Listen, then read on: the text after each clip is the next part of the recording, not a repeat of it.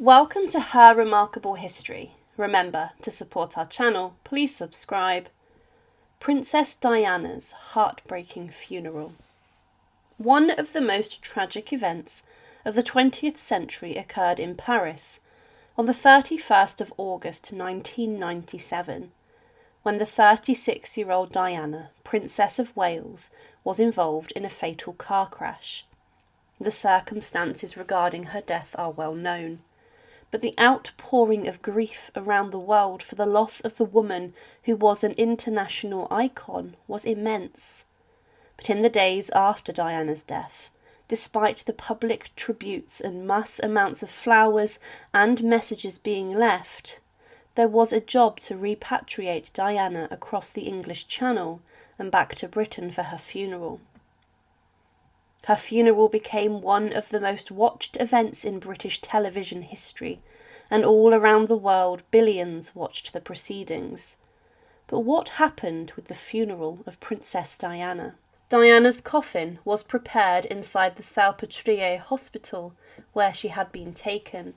Her coffin was then draped in the royal standard with an ermine border and was taken to London via a French airbase, and it landed at RAF Northolt, the closest airbase to London.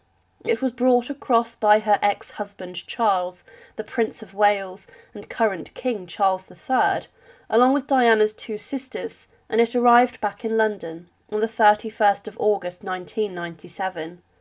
It was then taken to a private mortuary and was then taken to the Chapel Royal inside St James's Palace and then Kensington Palace the night before the funeral was to take place. What is not well known is the fact that the funeral plan for the Queen Mother was tweaked and used for Diana, and it was not a state funeral, but was instead regarded as a royal ceremonial funeral, which was still filled with a huge amount of pageantry. Her funeral was to take place at Westminster Abbey on the 6th of September 1997, and 8 members of the Welsh Guards went with the coffin on the 1 hour and 47-minute ride through the streets of London. On top of the coffin were 3 wreaths, 1 from her brother and 2 from her sons Prince William and Prince Harry, and there was also a letter from Harry on the coffin. The coffin was very heavy, weighing 1/4 ton, and it was lead-lined to preserve her remains in a better manner. But when the coffin arrived at St James's Palace, Prince Philip, along with Prince Charles and Diana's sons and brother, walked behind the coffin. A huge collection of other people who had been invited then joined the procession, and at the time many members of the Secret Service were concerned about Prince Charles being a figure of ridicule and attack from the crowd. Following the procession, passing by Buckingham Palace, there were members of the royal family waiting outside, and the Queen bowed her head as the procession passed by. It was a huge sight, with over 1 million people lining the streets of London, and flowers rained down on the coffin and the cortege. The ceremony began at Westminster Abbey at 11 a.m. and lasted 70 minutes. Wreaths were placed by Diana's coffin by the living Prime Ministers and other MPs, and the funeral was attended by many celebrities and international dignitaries and politicians. The guest list was varied, with Pavarotti being in attendance and also Tom Hanks.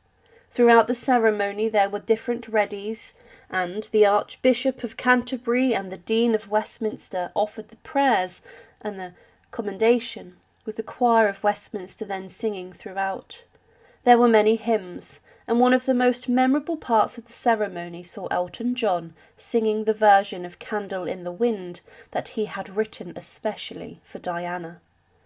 Diana's sisters gave readings, and her brother Charles gave the eulogy, and he would in this denounce the royal family, and he would also criticise the press for how they hounded Princess Diana throughout her life. He would say, "It is a point to remember that of all the ironies about Diana, perhaps the greatest was this. A girl given the name of the ancient goddess of hunting was, in the end, the most hunted person of the modern age." The funeral came to a conclusion with 1 minute's silence, and then the half-muffled ringing of the bells of Westminster Abbey. But the burial of Diana took place that very day. It was attended on by only members of her close family, including her mother, sons, close friends, and even Prince Charles.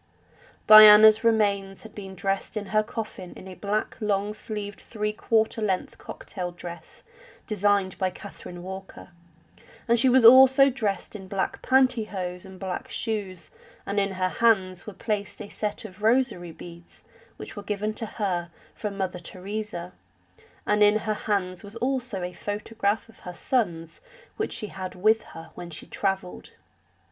The royal butler, Paul Burrell, also took some photos of Harry and William from her dressing table in Kensington Palace, and also placed these in her coffin. She was buried inside the grounds of Althorpe, the ancestral home of the Spencer family, and before her burial the grounds were consecrated by the Bishop of Peterborough.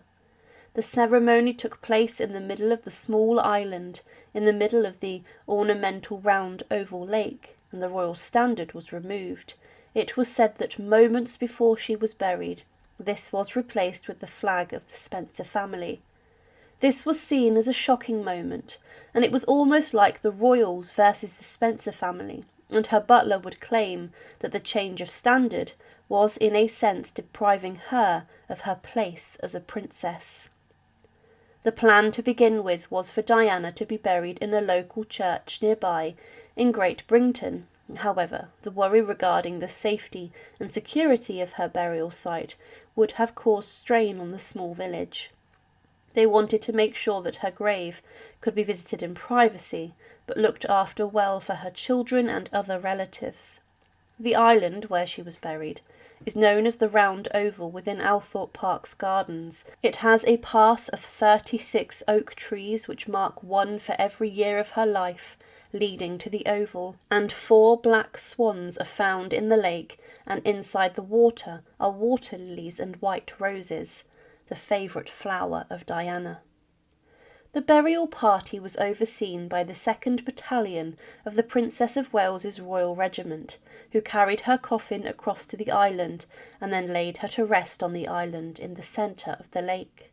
A memorial temple was created for her and contains her remains, and on top of it bears her name engraved, and it also carries a quote of hers that says, "Nothing brings me more happiness than trying to help the most vulnerable people in society. It is a goal and an essential part of my life, a kind of destiny. Whoever it is in distress can call on me. I will come running wherever they are."